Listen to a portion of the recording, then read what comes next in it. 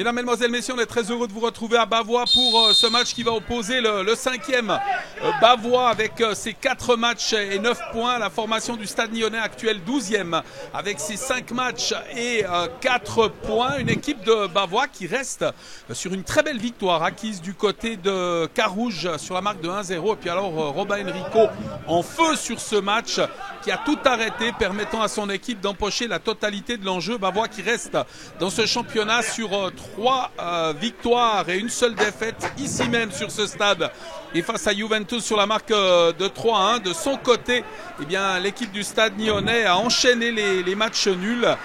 Les Nyonnais qui totalisent 4 matchs nuls et une défaite depuis le début du championnat. Une équipe nyonnaise toujours à la recherche de sa première victoire dans ce championnat, avec un ballon qui va sortir finalement, remise en jeu pour Ombala. Non, ce sera pour les joueurs de Bavois et pour Titier qui va s'en charger. Le nouvel arrivé du côté de Bavois également avec son numéro 15, c'est Christian Ivanov en provenance de Bellinzone. Cette touche du capitaine Kurtic qui va venir à côté de lui. Kurtic, il a un contre favorable. Le centre tendu, une reprise de la tête sans danger pour le portier. Cette reprise d'Alessandro Chiarocci là, directement dans les bras du portier Maxime Brenet. Ancien portier, notamment chaudefonnier et hiverdonnois, qui devait prendre la direction du Bahreïn et finalement qui a rejoint le Stade Nyonnais pour le plus grand bonheur sans doute des jaunes dans ce championnat de Promotion League. Un gardien de qualité comme l'est son homologue Robin. Finalement embarqué ce ballon Kilesi qui va revenir derrière lui. Un ballon mis proche du rond central avec Maroufi. Le décalage, flanc gauche, c'est bien joué Da Silva. Pareira, il va passer sur Kurtic avec le centre et Kilesi qui ouvre la marque. Ouais, superbe action, superbe accélération dans le jeu de la part des Nyonnais. Et l'ancien Xamaxien notamment, qui a aussi porté les couleurs de Lémont et de Bienne, eh bien, peut inscrire la première réussite de la rencontre. C'est aussi son premier but. C'est donner l'opportunité aux Nyonnais de se dégager et par l'intermédiaire de leur portier Maxime Brenet, long ballon mis en avant, c'est bien joué là sur Loïc Ombala. Ombala, l'accélération, il rentre dans les 16 mètres, la passe en train, c'est bien joué avec le tir et ça passe par-dessus. Maroufi, très très bonne occasion de marquer le numéro 2 et ce cuir qui passe par-dessus la transversale. Hérité de ce ballon, Da Silva, Pareira avec une passe dans l'axe du terrain, ça revient sur Da Silva, Pareira. Attention au tir, il tente la passe, ballon intercepté, les possibilités de relance pour les joueurs de Bavois. Ce ballon mis flanc droite sur Zali. Zali qui vient sur Alvarez. Alvarez, il a le temps pour centrer avec un ballon détourné finalement, sauvé par le portier Maxime Brenet. Auteur d'une parade décisive dans cette 19e minute. Belle occasion d'égalisation avec un cuir mis en avant. Il va éviter la sortie du ballon Maroufi et s'en emparer. Maroufi, oh, crochet, c'est bien joué. La passe en retrait, on laisse passer avec une frappe par-dessus la transversale de Guillon. Très bien vu aussi de la part de Porteligna là, qui a laissé passer ce ballon. Ce sera un corner. Ils sont nombreux autour de ce ballon. Porteligna, Vumbi, Maroufi également. C'est Porteligna, Gomez là, qui s'est impliqué pour poser ce ballon. Présence également de Vumbi. Ça sera sans doute le numéro 70 là, pour le Stade Nyonnais. Ce coup franc de la 29e minute. Coup franc intéressant. On est à 25 mètres du but défendu par Robin Enrico. Belle opportunité pour les Nyonnais de venir inscrire le numéro 2. Un ballon plongeant et anticipation de Robin Enrico qui peut s'emparer de ce ballon. Il y a quand même eu cette grosse occasion. On parlait tout à l'heure de l'occasion de Bavois avec Chiarocci et ce sauvetage devant sa ligne de Maxime Brenet. Ça repart, Chiarocci, un tir premier poteau et bonne prise de balle de Maxime Brenet. Décisif devant Chiarocci et le joueur le plus en vue depuis le début de ce match, le numéro 18 du FC Bavois. L'équipe d'Anthony Breza qui va tenter de repartir. On est pratiquement à la demi-heure de jeu et ce score en surimpression, cet avantage de 1-0 en faveur des Nyonnais. Ce but marqué par Astor Kilesi. Bavoisan de profiter de ce coup franc. Marco Mizic, on est dans la 47e minute. Mizic qui s'élance, bien essayé, tir direct au premier poteau. Maxime Brenet qui semblait sur la trajectoire et finalement ce ballon qui passe de peu par-dessus la cage nyonnaise. L'arbitre qui ne devrait plus tarder à siffler la fin de cette première période. Ou encore une fois, Bavois, comme c'est souvent le cas, se crée des occasions mais manque de réalisme et c'est son adversaire qui mène à la marque. Maxime Brenet au dégagement pour les siens. Qui a fait quand même, en tous les cas, une parade décisive, vraiment intervention importante. Le coup d'envoi de cette seconde période et le coup d'envoi qui a été donné par Blerim Izeni avec Alvarez qui peut reprendre ce ballon de la tête. Alessandro Ciarocci, il revient sur Alvarez.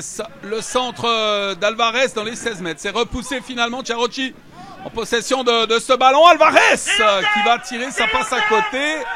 Bien tenté là de la part du meilleur buteur de l'équipe bavoisane, l'ancien joueur du Stade Lozanouchi qui peut s'emparer de ce ballon avec un dégagement à contre-favorable pour Da Silva Pereira là qui peut repartir. Il y a du soutien sur le flanc gauche, il a vu Kilesi lui remet ce ballon, Kilesi passement de jambe, il va déborder, Kilesi, il passe avec une passe en retrait à destination de Porteligna. Et ce ballon transmis pas assez fort pour permettre à Porteligna de frapper. C'était une action dangereuse et un joli numéro de Kilesi, flanc gauche. René, on n'est pas encore à l'heure de jeu, 13e minute de cette seconde période. Et ce cuir mis en avant. Guillon qui a mis à côté de lui. Gumbi, ballon perdu, récupéré maintenant avec Ciarocci qui va laisser sur Alvarez. Alvarez il va passer, résister à la charge de son adversaire, le centre d'Alvarez, récupération de Ciarocci dans les 16 de tir. Oh, ça va juste à côté. Quelle occasion encore une fois pour les joueurs de Bavois et Alessandro Ciarocci tout proche de l'égalisation pour son équipe. C'est toujours une question de réalisme pour l'équipe. Transmis par Kurtic à destination de Kella. Interception des jaunes et noirs qui vont pouvoir repartir à l'offensive. Ce ballon mis dans le couloir gauche. L'accélération de Da Silva Pereira. Attention, il est rapide. Avec un crochet, c'est bien joué. Avec un premier tir et une nouvelle frappe apparemment qui aurait été déviée d'après l'arbitre.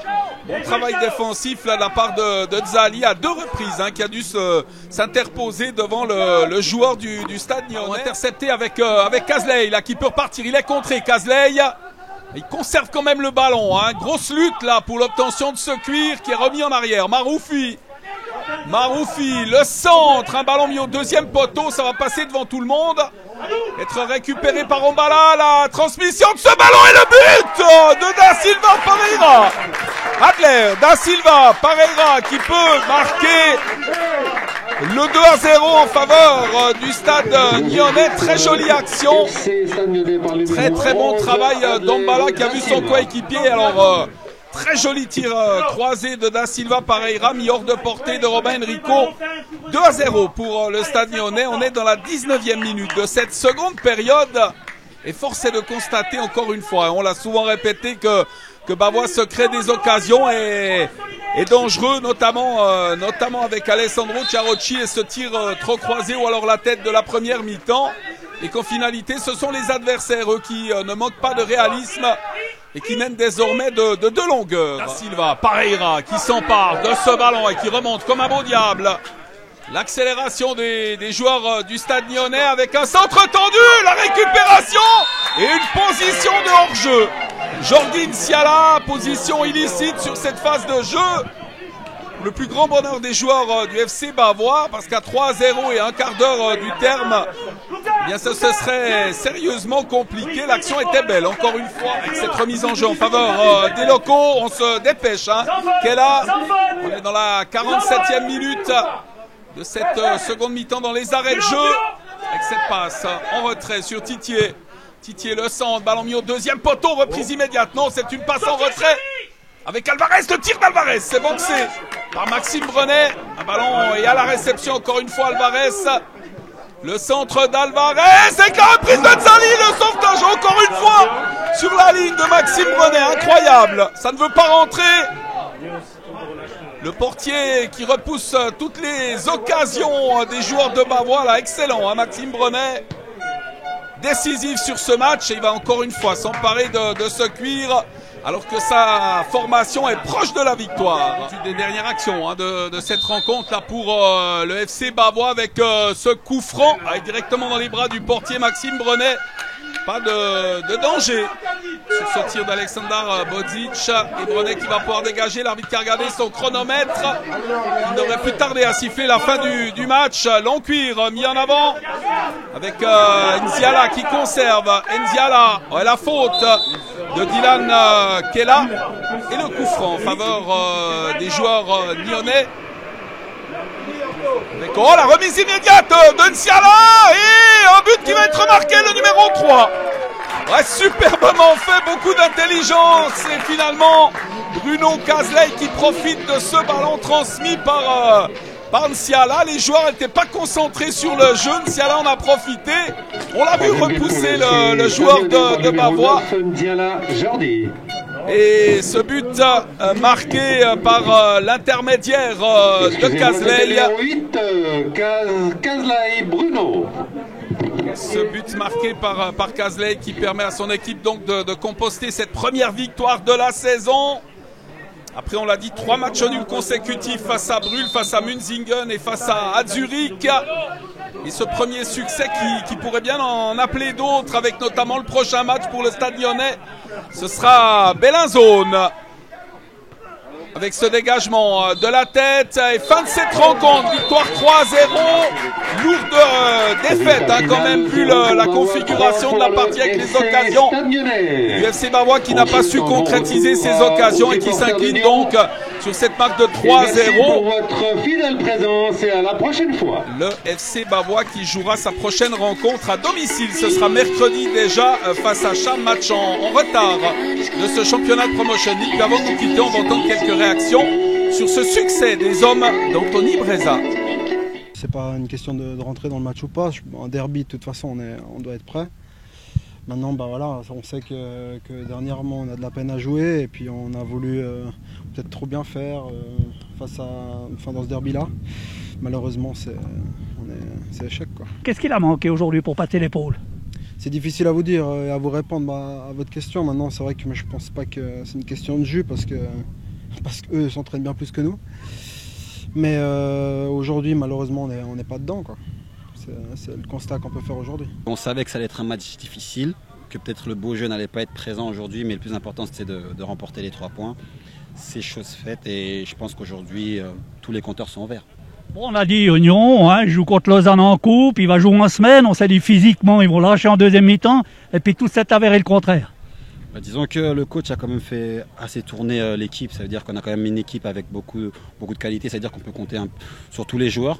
Donc même si on a eu 3 matchs sur une semaine, le coach a bien fait tourner l'équipe, donc tout le monde a pu faire a pu aider l'équipe à chaque rencontre.